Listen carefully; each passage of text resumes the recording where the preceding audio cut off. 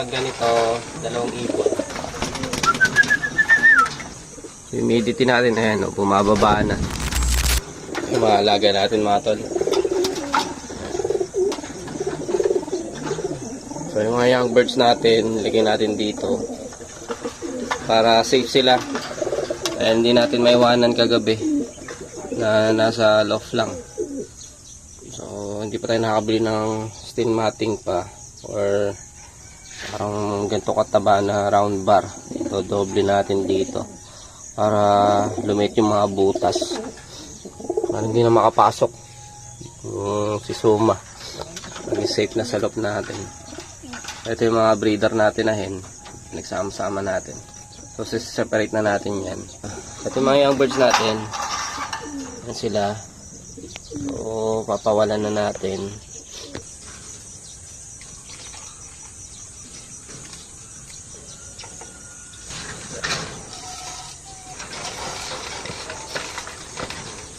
Ito nga, pakalan natin.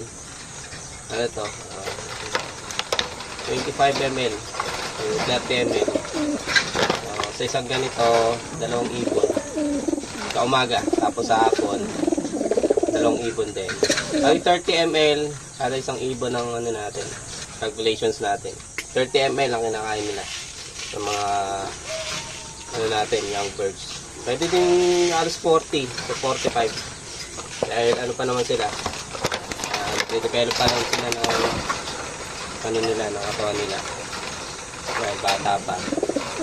So ayun, tapos sa pagka nagtitraining na tayo, pagka malayo yung training nila, dadagdag tayo at least 35 to 40 yung ginagawa natin. Pero pagka low fly, mga 30 grams per day kinakain ng mga kalapati natin.